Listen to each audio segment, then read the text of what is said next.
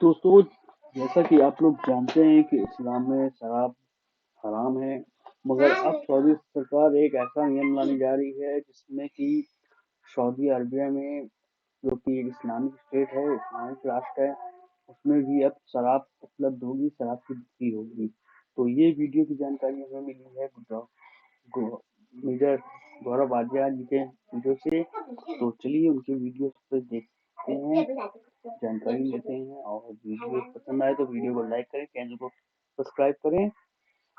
Video को शुरू करते हैं।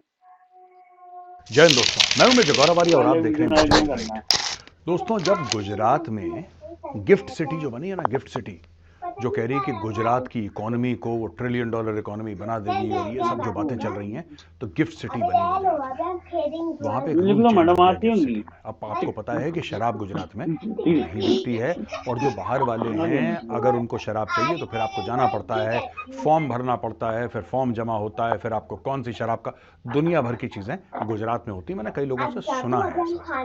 मैं गुजरात गया हूँ 2-3 बार, I have been to Gujarat, but कभी ऐसा पल्ले नहीं पड़ा मेरे, लेकिन मैंने सुना है लोगों से। तो कई लोग महाराष्ट्र जाते हैं गुजरात से ड्रिंक करने के लिए। अब गिफ्ट सिटी में शराब अलाउ करी, शराब अलाउ करी तो बहुत लोगों ने हल्ला मचा दिया यार हिंदुस्तान में कि क्या है, पैसे के लिए आपने अपने जो प्रिंसिपल्स थे उनको कर। यार देखो दोस्तों, ऐसा है कि बिजनेस का जो पहला प्रिंसिपल है वो प्रॉफिट होता है। लीगल प्रॉफिट, एथिकल प्रॉफिट में कोई बुरी बात नहीं है, होना चाहिए, मैं पूरी तरीके से सपोर्ट करता हूं। लीगल होना चाहिए, एथिकल होना चाहिए। देखो यार, साफ सीधी बात है, गुजरात ने बोला कि ठीक है, गिफ्ट सिटी में जो जाएगा वहां पे शराब पी सकता है, there are some terms and conditions. अब क्या हुआ है कि गुजरात का तो चलो फिर भी हम मान सकते थे कि गुजरात में मुश्किल है, लेकिन हो सकता है। सऊदी अरब ने शुरू कर दिया। सऊदी अरब ने बोला चीयर्स हबीबी, cheers. Prince Mohammed bin Salman ने यह फैसला करा है कि रियाद में शराब बिकेगी। हाँ, terms and conditions apply. Terms and conditions क्या होंगे कि ये शराब सिर्फ नॉन मुस्लिम डिप्लोमेट्स को मिलेगी। पहली चीज, मुस्लिम डिप्लोमेट्स को भी नहीं मिलेगी, नॉन मुस्लिम डिप्लोमेट्स को मिलेगी। और वो भी उनका एक कोटा होगा खास कि आप इतना ही खरीद सकते हैं। एक एक खास मेजरमेंट होगी कि आप इतना ही, 1 बॉटल 2 बॉटल 3, जो जितना भी होगा वो डिसाइड करेंगे। अच्छा, ऐसा हो क्यों रहा है, पहले मैं आपको ये समझाना चाहता हूं दोस्तों, ये सऊदी अरब में इतना बड़ा चेंज क्यों है। Meet Wadi, the tool that's revolutionizing the way businesses use WhatsApp API.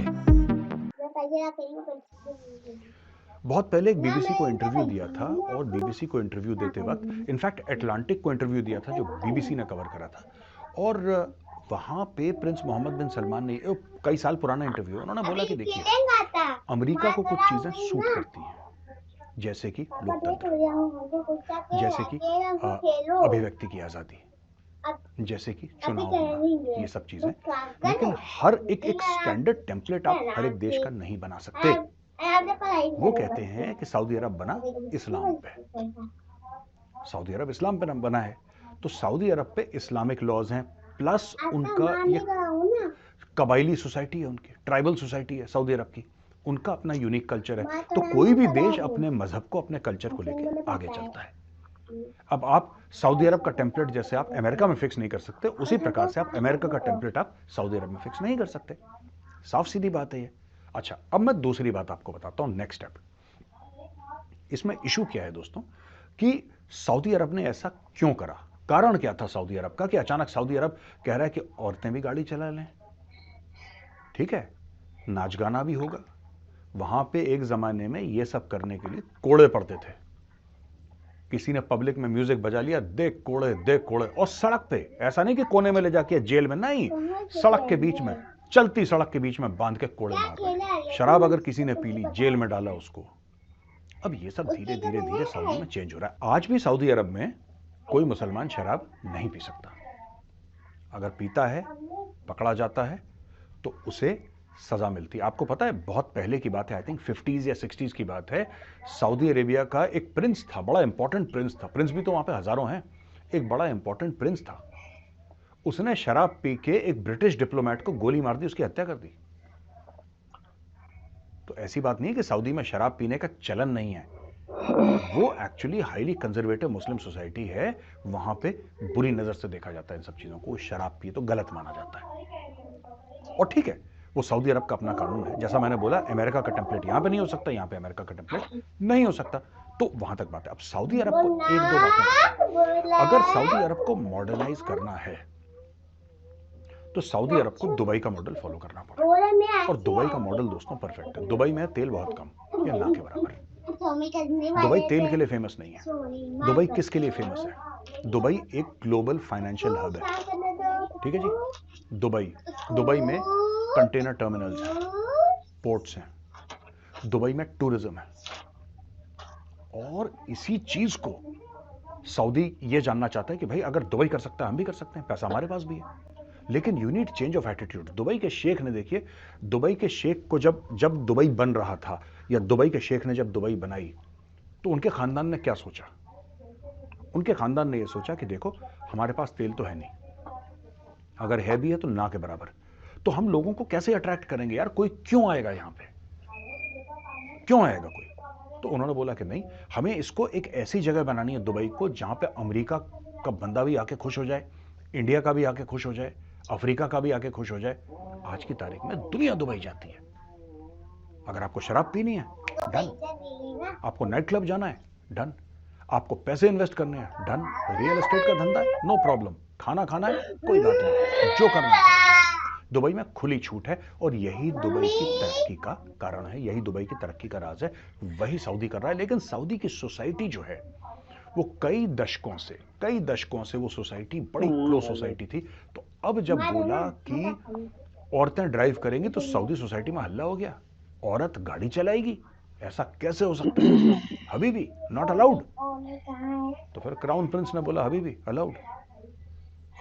हम बोलती, औरत गाड़ी चलाती। तो उसने बोला ठीक है, शेख बोलती तो ठीक ही बोलती। तो शेख ने बोला औरतें गाड़ी चला रही हैं। अब शेख ने चीयर्स बोला है, तो जो नॉन मुस्लिम डिप्लोमेट है वो चीयर्स करेगा। अच्छा, पाकिस्तान में इसमें बड़ी छाती में जलन हो गई भाई। पाकिस्तानी टीवी एंकर्स, इनके मुंह से झाग निकल रहा है, इनके पता नहीं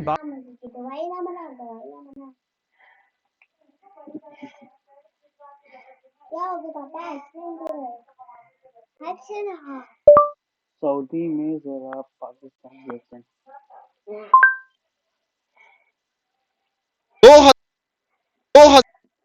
2024 में आप सबसे ज्यादा पैसा कमा सकते हो, तो वो ट्रेडिंग नहीं है, वो कंटेंट क्रिएशन नहीं है, वो है एक एजेंसी बेस्ड बिजनेस। आपने सुना ही होगा कि सब लोग जब सोने की तलाश में हो, तो आप सोने की तलाश में नहीं जाओ। 2016 के अंदर मोहम्मद बिन सलमान ने विजन 2030 दिया। उस विजन के तहत इसने मुल्क के अंदर खवातीन को गाड़ियां चलाने की इजाजत दी। इसी विजन के तहत मेल फीमेल्स को मिलने की इजाजत दी कि वो मिल सकते हैं, बात कर सकते हैं, ठीक है। अब इसी तरह ब्लू सिटी का उन्होंने वहां पे कॉन्सेप्ट दिया, टेक्नोलॉजी का नंबर 1 सिस्टम वहां पे लाने की उन्होंने बात की विजन 2030 के तहत। यूएई से पहले सऊदी अरब की अगर बात करें तो ये कब बैन हुआ था? 1951 के अंदर शाह अब्दुल अजीज के बेटे ने शराब पीने के बाद एक डिप्लोमेट को, जो फॉरेन कंट्री से डिप्लोमेट को कत्ल किया।